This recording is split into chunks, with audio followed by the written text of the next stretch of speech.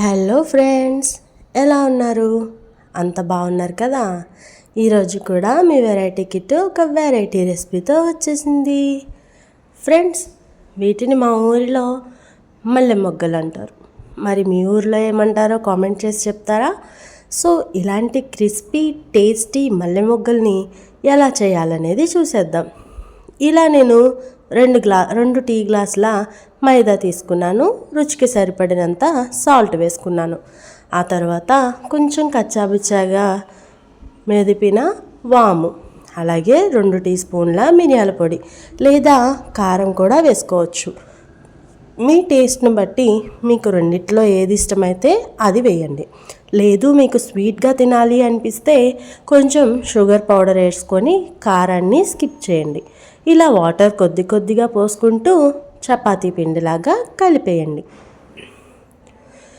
ఎలా అయితే చపాతీ పిండి కలుపుతామో అలాగే కలిపేసి 1 స్పూను నెయ్యి వేసి చక్కగా చపాతీ పిండి నిండా కూడా చుట్టూరు కలిపేసి ఎండిపోకుండా మెత్తబడుతుంది.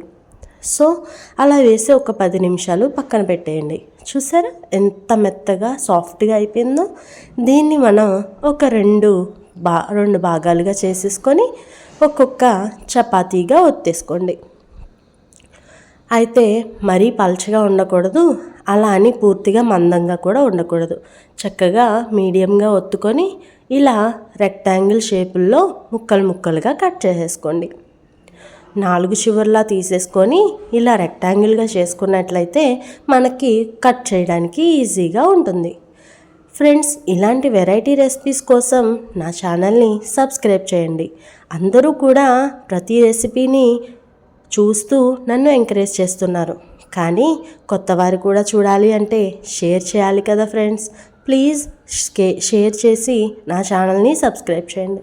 చూసారా ఇలా రెక్టాంగిల్ షేప్లో వచ్చిన దాన్ని ఆ చివర ఈ చివరని చక్కగా ఆపోజిట్ సైడ్లో అంటించుకోవాలి.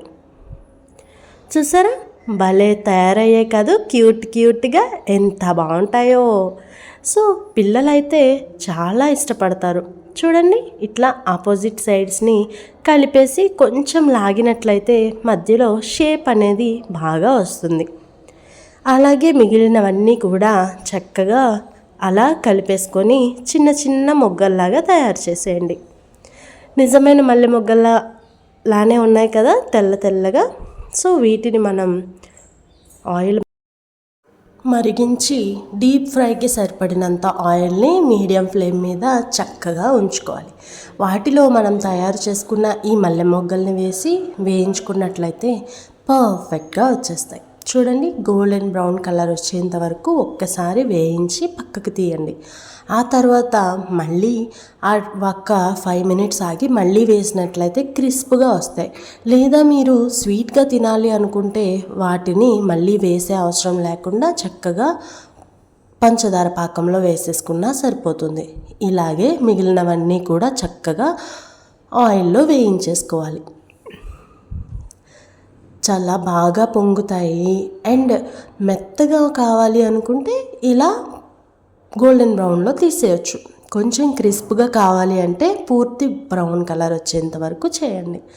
ఓకేనా? ఎలా వచ్చిందో కామెంట్ చేయండి ఫ్రెండ్స్. Thank you for